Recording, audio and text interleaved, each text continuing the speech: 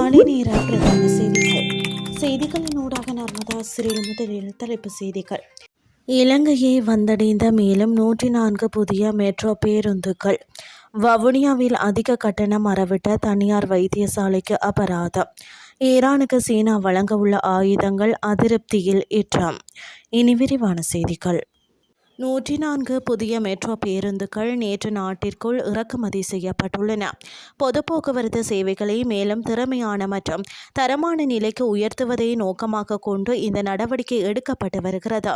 இந்த பேருந்துகள் சீனாவின் முன்னணி வாகன உற்பத்தி நிறுவனமான போட்டான் இன்டர்நேஷனல் கார்பரேஷனிடமிருந்து இறக்குமதி செய்யப்பட்டுள்ளன. நாட்டின் பொது போக்குவரத்து துறையில் ஒரு தரமான மாற்றத்தை கொண்டு வருவதற்காக இந்த புதிய மெட்ரோ பேருந்துகளை இறக்குமதி செய்வதற்கான அதிகாரப்பூர்வ ஒப்பந்தம் மே மாதம் கையெழுத்தானது.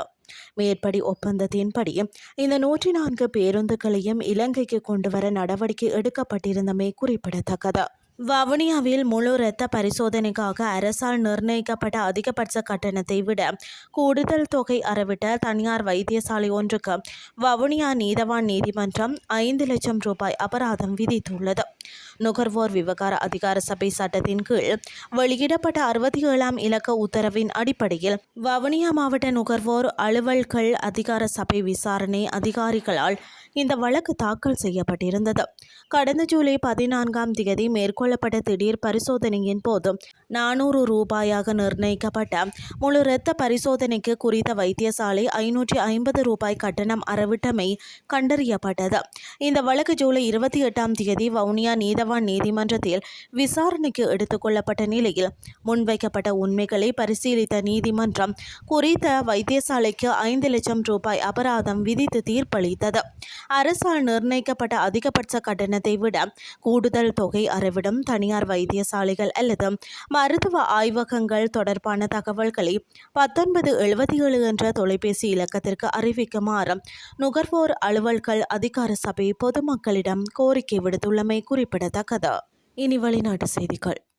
சீன ஜனாதிபதி ஷி ஜின்பிங் ஈரானுக்கு ஆயுதங்களை வழங்கினால் அது தனக்கு மிகுந்த ஏமாற்றத்தை அளிக்கும் என்றும் அமெரிக்க ஜனாதிபதி டொனால்ட் ட்ரம்ப் தெரிவித்துள்ளார். சீனாவில் தயாரிக்கப்பட்ட தோளில் வைத்து ஏவக்கூடிய 300 முதல் 400 வான் பாதுகாப்பு ஏவுகணைகளை கொண்ட சரக்கு சில வாரங்களுக்குள் ஈரானுக்கு வந்து சேரும் என்று எதிர்பார்க்கப்படுவதாக சர்வதேச ஊடகங்கள் செய்தி வெளியிட்டுள்ளன.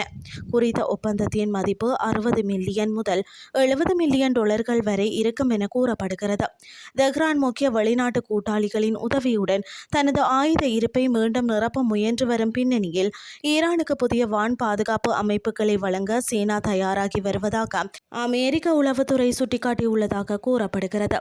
இந்த நிலையில் குறித்த வியாழக்கிழமை ஓவல் அலுவலகத்தில் செய்தியாளர்கள் கேட்டபோது, அதாவது இதுபோன்ற விஷயங்கள் நடப்பதுண்டு, ஆனால் இது ஆச்சரியமாக இருக்கும். அவர் ஷி ஜின்பிங் இதில் பங்கேற்க மாட்டேன் என்றும் என்னிடம் மிகவும் உறுதியாக கூறினார். மேலும் நான் மிகவும் ஏமாற்றம் அடைவேன் என்பதும் அவருக்கு தெரியும் என ட்ரம்ப் தெரிவித்துள்ளார். இத்துடன் செய்திகள் யாவும் நிறைவடைகின்றது. அடுத்த இரவு 8:30 எதிர்பாருங்கள். நன்றி.